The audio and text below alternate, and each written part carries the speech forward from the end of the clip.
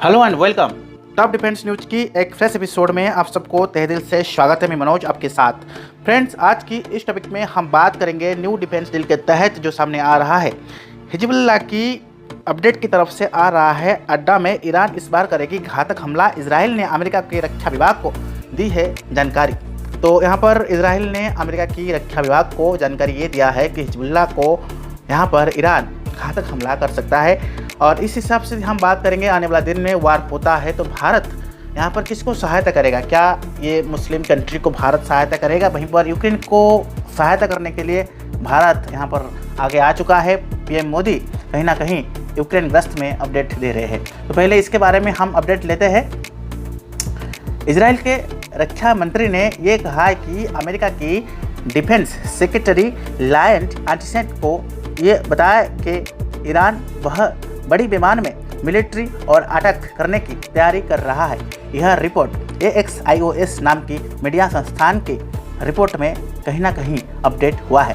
और मैं बता दूं, उन्होंने इसकी पूरी कहानी भी लिखी है कि क्यों ऐसा हो रहा है आखिरकार। और मैं बता दूं, यहाँ पर एक बयान में इजराइल की रक्षा मंत्रालय ने इस बात की पुष्टि की है कि उन्होंने इस बारे में अमेरिका डिफेंस सेक्रेटरी से बात करेंगे। साथ ही यदि हम बात करेंगे, लैंड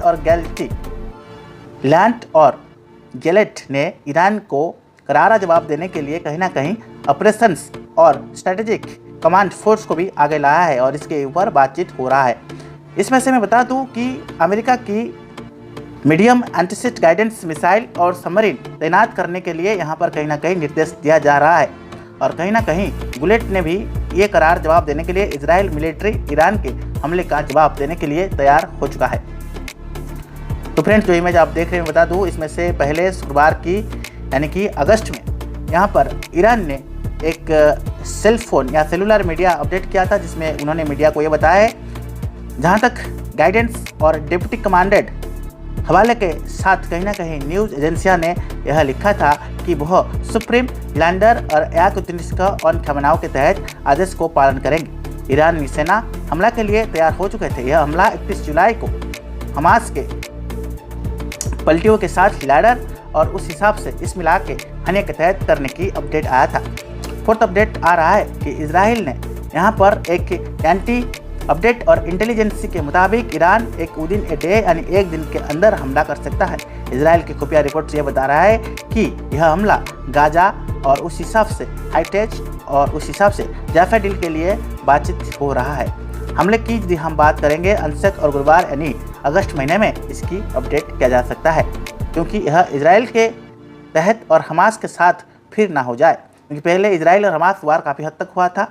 यह अपडेट आ रहा है कि आने वाला दिन में ये कहीं ना कहीं दोबारा रूप ले सकता है। इस चीज़ को लेकर यह बताया गया है कि अब भी नाजुक परिस्थितियाँ है, कुछ ये नहीं किया जा सकता है। पिछले 24 घंटे में खुफिया जानकारी मिल सकता है, इसी अनुसार हम इसके ऊपर काम करेंगे।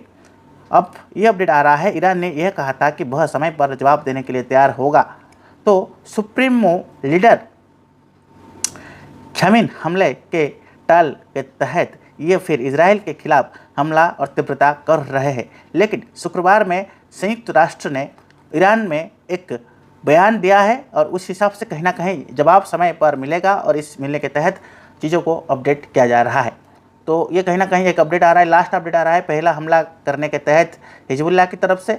इस विषय में यदि हम बात करेंगे, इजराइल के इंटेलिजेंस के सूचना के मुताबिक इसमें हिजबुल्लाह आगे आ सकता है, क्योंकि उसके टोपो और कमांडर वेरियस और इजराइल हमले की मार गिराया था। इसके बाद इसे हमले के दौरान ईरान में शामिल किया गया है। यह हमला इजराइल पर बड़े पैमाने में हो सकता है और अप्रैल में ईरान ने जिस तरह के हमला किया था, इसके कई गुना ज़्यादा ताकतवर, क्योंकि इजराइल के तहत हिजबुल्लाह की देसी जुगाड़ आने वाला दिन में काम आ पाएगा।